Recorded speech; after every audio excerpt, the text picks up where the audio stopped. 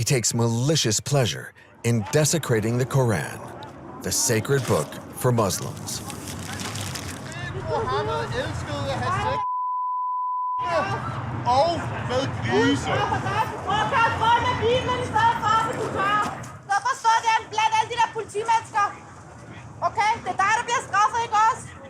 You don't care about hurting people? If you're really that unhappy with being in Denmark and seeing this being done to the Quran, they have the option of moving to one of the 51 Muslim countries. But they don't want to do that, and the reason for that is that most Muslim countries are countries, what Trump would call countries.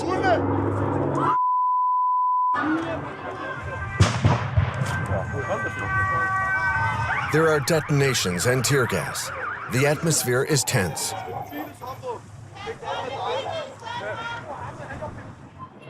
A young man from the neighborhood is arrested. The provocateur is evacuated under police escort. In Denmark, racist statements are not condemned by law, and political leaders are protected by the police. Everybody has the right to say everything here in Denmark. That's it, basically. But so many policemen to protect one guy?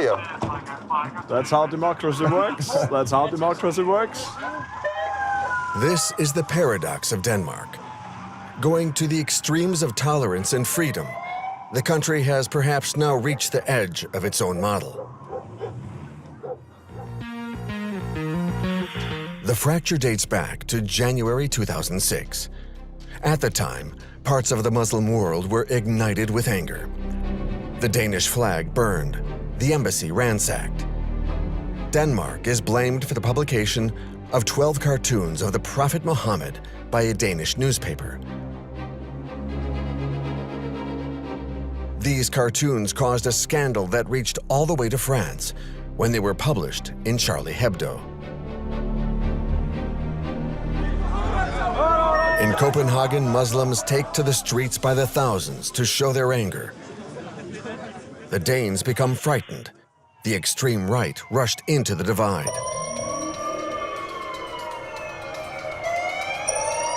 A few weeks ago,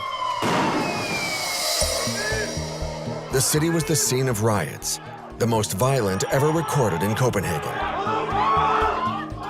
At the origin of this violence was Rasmus Paludan, the extremist anti-Muslim lawyer who has come to provoke the inhabitants of this diverse neighborhood. In broad daylight, hundreds of young people clash with the police, burn rubbish bins, and destroy public property in the Nordbro district.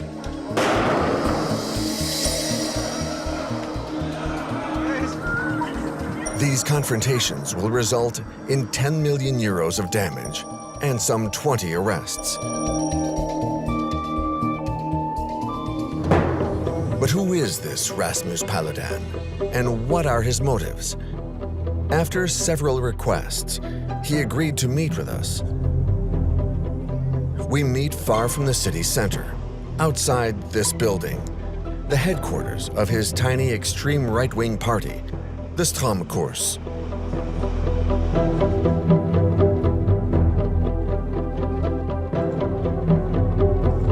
We meet in the basement, two small untidy rooms where he hides, a barricaded office. He has become targeted because of the anti-Muslim provocations. Who is this? Is this yours? No. No, then we don't open. This is my lawyer office, and also where meetings are held for the party. And for instance, you can see here is a poster that we used for the elections in the municipal elections in 2017. And it has the name, it says here. Suddenly, someone knocks on the door again. Paludan calls a policeman he knows. Det er Rasmus. Bestemt ikke. Der er en, der bliver ved med at banke på. Det har jeg godt bemærket på skærmen, og jeg kan også høre det. Jeg ved ikke, hvem det er. As a politician and a candidate in the parliamentary elections, Danish law entitles him to police protection. Ja, det er bare fordi, hvis han begynder at skyde ind gennem vinduet. You're using that for your security? These windows are not bulletproof, so if he has a gun, he can shoot through the windows. Becoming paranoid, he prefers to hide in the corner of the door to talk to us. This is our top 20 for the municipal election. It says Stram Kurs top 20. They must out, if necessary, with a parachute. This list contains some criminals condemned by the judiciary, but also the names of some human rights activists who have not committed any crime.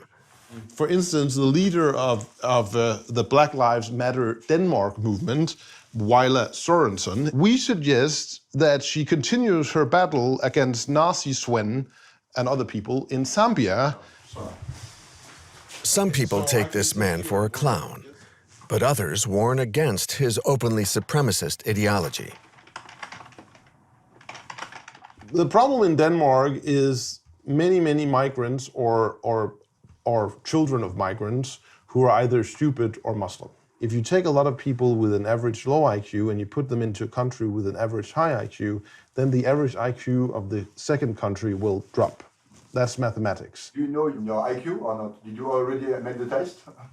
I haven't done an actual IQ test, but well, I'm satisfied. Rasmus Paludan has already been convicted of incitement to racial hatred and racist remarks. In order to create a buzz, he has to keep pushing provocation and outrage to the extreme. Today, he is on his way to Avedør, a working-class suburb of Copenhagen. The lawyer and his racist ideas are not welcome there. Even fair-skinned Danes are waiting for him.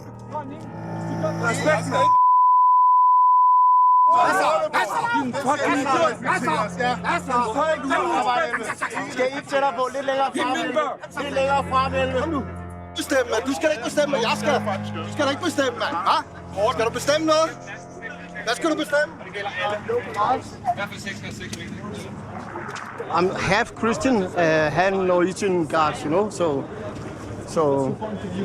it's like you have to say what you want, there's no problem, but when he talks my friends, he can go to hell, you know? Hvor fanden blev lovgivningen af med blasfemi? Ingen respekt for muslimer. Hvad? Hvis jeg sagde det samme om piten, eller om f***erne, så er der sket noget andet. J***ing hund! Vi har været 40 år her. Jeg har gået skole 20 år her. Vi vil du må lægge de der. Idiot! Men hvis du gør det her, så er det knemt. Så du kommer til at stå hernede, så danner vi en linje for dig. 3 meter frem, kom. Højre flank. So what is the program for the end of this trip protest? The end of this is that we're going to burn the Quran. In front of a shocked audience, Rasmus Paludan takes out his barbecue tongs and his camping lighter and burns a copy of the sacred book. In other countries, such incitement to hatred is punishable by a prison sentence.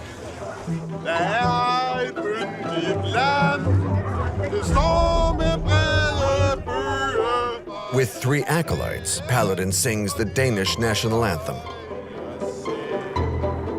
You like this? You like this?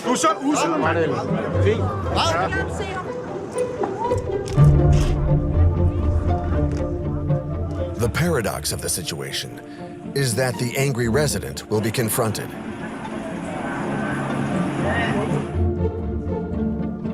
The arsonist provocateur himself gets to leave, under police protection. No matter how extreme the lawyer's ideas are, they are not as isolated as they used to be. Denmark has an increasingly ambiguous relationship with Muslims, going to the very heart of political power. Outside the parliament, posters advocate tolerance and the integration of Muslim women. Inside these walls, the words spoken are quite different. Last March, a debate pitted a member of the Dansk Folkeparti, the far-right party, against a member of the left. At så er der noget ravruskende galt, og er erkendelsen så ikke bare den, at integrationen af folk fra overvejende muslimske lande, den kan ikke lade sig gøre? Kan hr. Pelle Dragsted pege på et eneste vesteuropæisk land, som har formået at integrere de muslimer, der er kommet til deres lande? Bare et. The representative of the left answers him, but not without incurring the wrath of the Speaker of Parliament. Altså, det kan godt være, at jeg skulle have været blevet tykhudet efterhånden, men jeg bliver stadigvæk chokeret over den form for racistisk udtalelse, hvor man lægger et helt befolkningsgruppe for had. Det vil jeg have mig frabedt. Altså, det beskylder vi ikke hinanden for.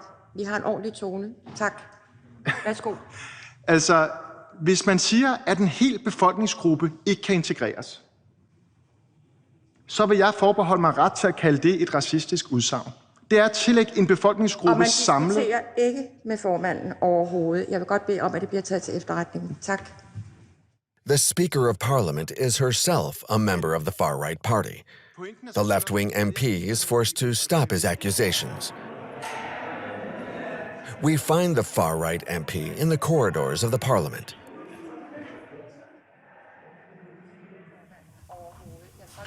We show him the video of the exchange.